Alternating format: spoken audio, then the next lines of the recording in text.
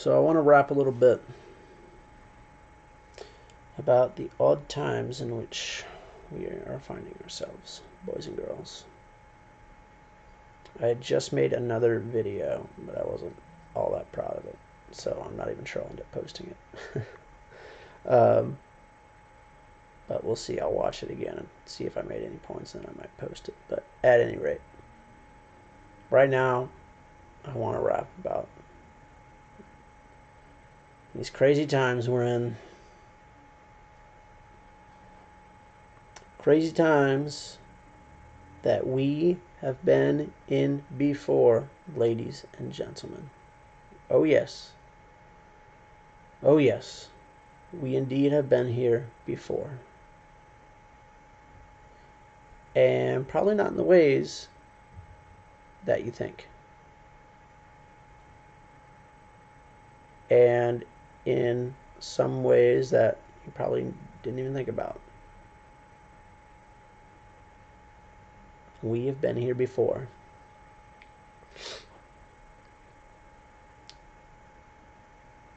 Attempts to erase history, or successful erasures of history. Although if they erased it, how would we know? Have happened before. Destruction of monuments has happened before. Destruction of peace symbols and sacred grounds has happened before. And it's where we are right now. And it needs to end today. This does not happen here. This does not happen here. Not in my fucking country. Not in America. Not in America. Not in the land of the Enlightenment and classical liberal thought.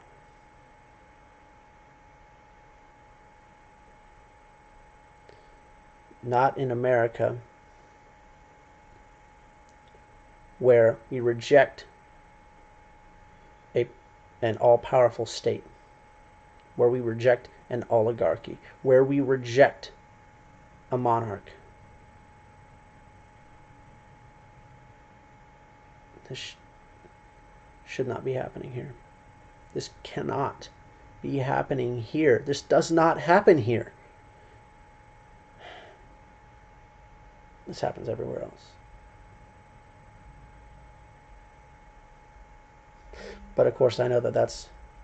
Sorry, my phone. That's my phone. But of course I know that that's a magical thought.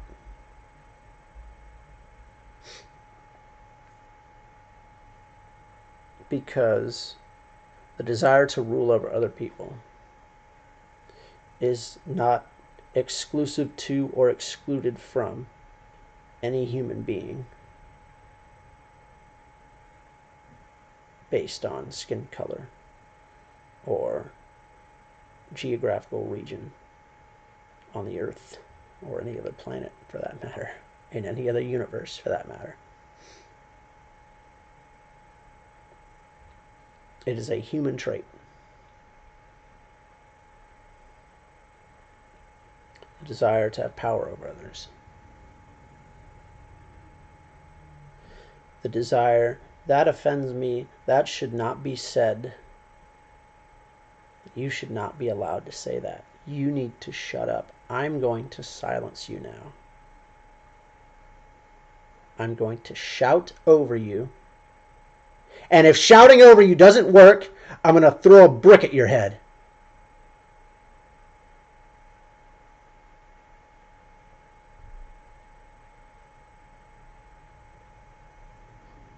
And if shouting over you doesn't work, I'm going to throw a fucking brick at your head because you are speaking words that I disagree with. And so I'm going to fucking murder you.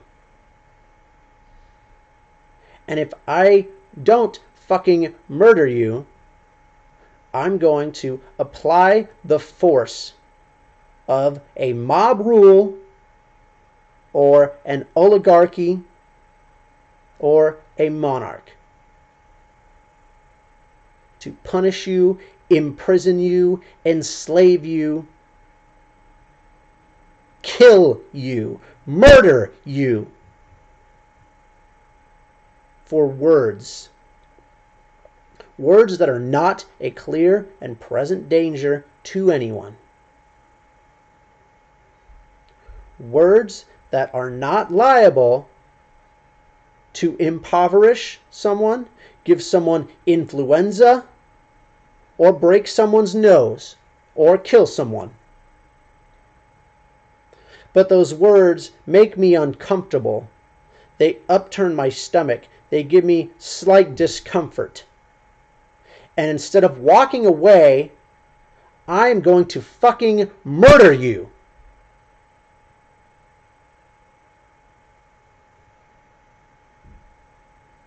I'm going to hit you. Oh, yes. I'm going to hit you. And you have a house. And I want that house. But I don't want to work for that house. So I'm going to apply the force of a mob, an oligarchy, or a monarch to take that house from you and give the house to me. Because that's fair. You stacked your blocks up. And I'm having issue stacking my blocks up. So I'm going to topple your blocks.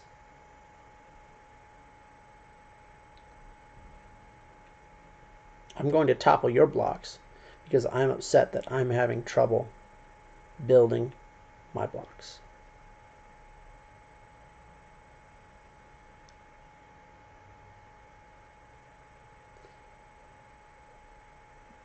This is a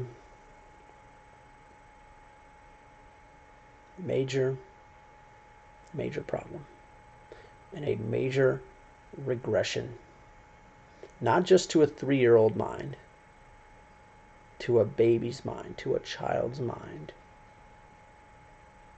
Why do babies do that, by the way? We'll get into that and do another video, hopefully.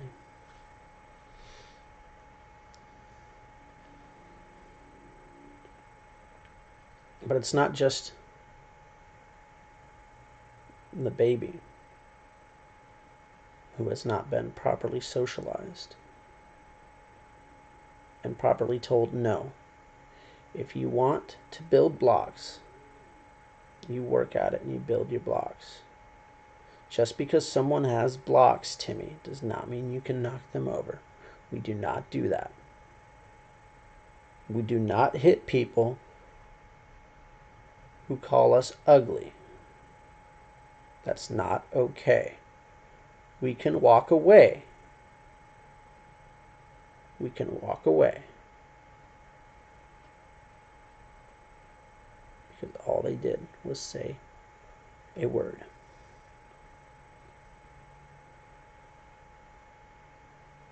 This is more frighteningly than that, than the regression to childhood, is the regression to the tribal mind. Thousands and thousands and thousands of years of human evolution. And here at this present moment, we are, and again, this is not something that's, like I said, we've been here before. This is not something that's not happened before. But thousands and hundreds of thousands of years of human evolution. The building of the brain to fit these gigantic skulls we have. and we are just all the way in the back of the brain, at the fucking base of the brain right now. Oh, this tribe, they have nose rings and they're fucking bad, and they want to come kill our pig and steal it because they didn't work for it. So we have to kill them. Or, oh, this tribe, they have bigger earrings than we do, and we want those earrings. We really don't want to work for them, but we really want those earrings. So we're going to slit that other tribe's throat so we can take their earrings. That tribe over there is slightly darker than us, or slightly lighter than us, or has a wider nose, or slimmer nose, or bigger skull, or smaller skull, or insert any cosmetic difference here from us. Therefore, they must be inferior. It's funny, we never assume that we might be the ones who are inferior. You ever notice that? Because no one wants to be the schlub.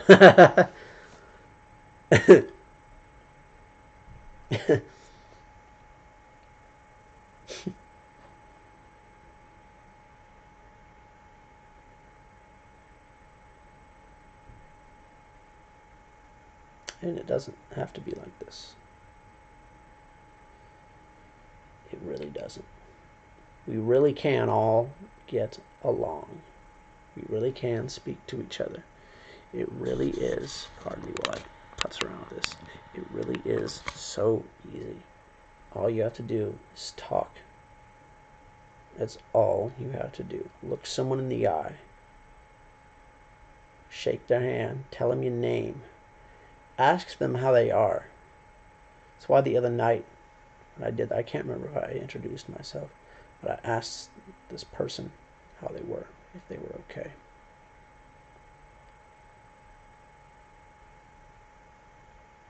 The tribalist, the tribal mind, they don't see people, they see tribes. They see us and they see them. They see darker skin, lighter skin, etc., etc.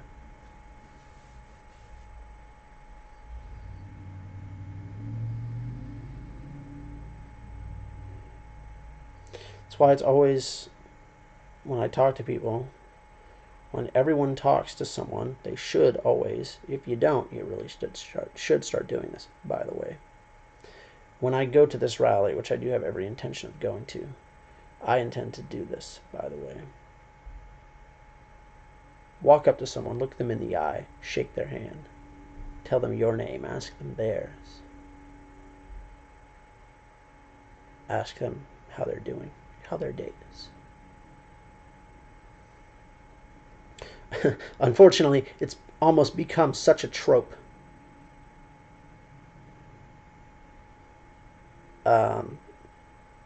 I mean, I feel like it's definitely become a trope.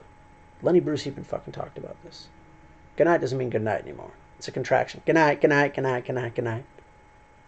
When was the last time you ever seriously thanked someone? Thank you. Thank you.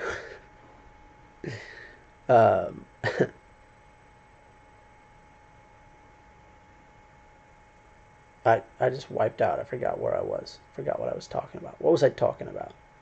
I forgot what I was talking about. There's some schlub screaming at the screen right now what I was just talking about, and I forgot what it was. I just lost the thread. Oh, okay. I can't remember exactly where I was, but I'll pick up on this. America doesn't have to fail. It doesn't have to fail. I feel like maybe multiculturalism has failed. Cultural commuting has not and cannot. I mean, I don't think it can. It's a pretty ingenious way to live your life and absorb and interact with people. Commute across cultures. not this forced gentrification. We know what's best, so we're going to make this happen. Even if you fucking hate each other's guts and are going to kill each other. You know, see also Sunni versus Shiite Muslim. The ignorance of the Western politician. We're going to come in here and straighten this shit out. No, you're not. It's a tribal war going back thousands of years. Nobody can straighten that shit out. Because the original people who had the fucking beef are dead. And then it just got carried on both sides, trickled down and distorted. The telephone game. The telephone game. Do they still play the telephone game in schools? I hope they do. We did that. That was fun.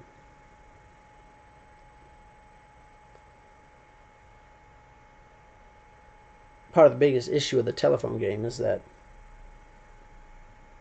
and part of the biggest issue of our tribal minds, and I'll go into this in another video more length, but is that we start to think that people are polar opposites when we think, tribes are polar opposites, and it's like, no. Calling fascists and socialists polar opposites is a huge fallacy. Because they both believe in a overreaching, all-powerful state that will force people to do what they want. The distinction comes from fascists and fascism says that there can be private companies, but they all report directly to the government. So they're private companies in and of that. My name is Matt, and I'm going to start this company, and I own the company, and I get to keep all the money. But the state can tell me who I can and cannot sell my goods and services to.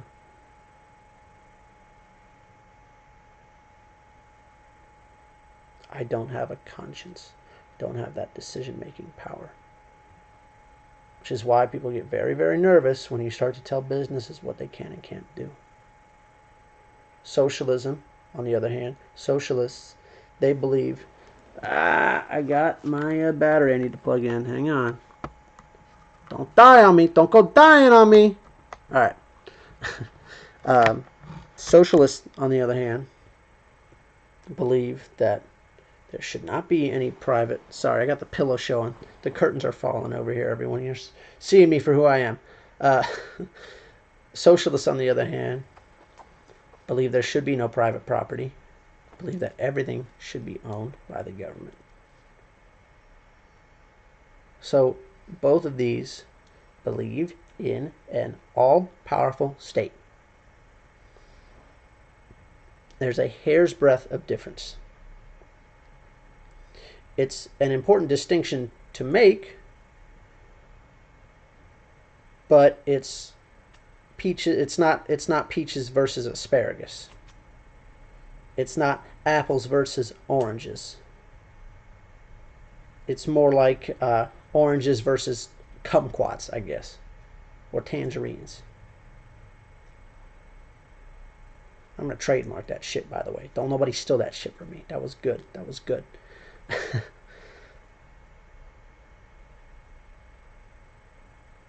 And then there's freedom. The freedom to do whatever the fuck you want. The freedom to not have your shit toppled. Private property rights. The fascists have no respect for private property rights because they want to tell people, ultimately, no, you can deny the Jews services, and in fact, you had better deny the Jews services or we will put your ass out of business. The socialists say, sorry, you can't own a store. We'll take care of everything. You done a good job, son. We'll take it from here. And that's how you know you're fucked, ladies and gentlemen. We've been here before. Don't let anyone tell you, thank you for your hard work. We'll take it from here. That's very, very dangerous.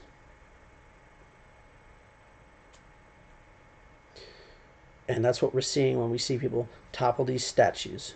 They have no respect for the rule of law, obviously. No respect for property rights, obviously.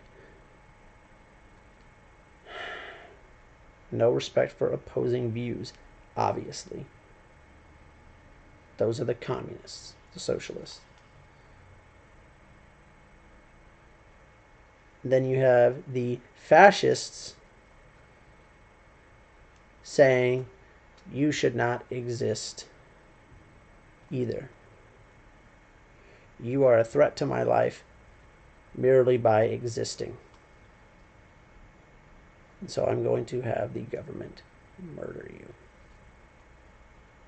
It's essentially what it is. Now I'm definitely riffing and a little bit out of my element and wading in the water. So I'll get back in with a riff here. Segregation works. That's right. Certain things should be segregated. Peanut butter and bananas, chicken and waffles. All right, come on, that was funny. That's all. That's all. That's all I really had to say. I just had to do one last little joke. I'll leave you with that. That's all. Until next time. Speak, listen, understand. Be safe. Don't hurt anybody. Don't incite others to hurt people. Don't throw rocks. Don't throw piss. Don't throw feces. Don't throw acid. Don't ram people with cars. Don't block the streets. It really ain't that fucking hard, folks. Just talk to someone, dude. Anyways, that's all. These are odd times we're living in, my friends. Until next time, speak, listen, understand, blah, blah, blah. The name is Frank Daldina, Satire and Mimicry.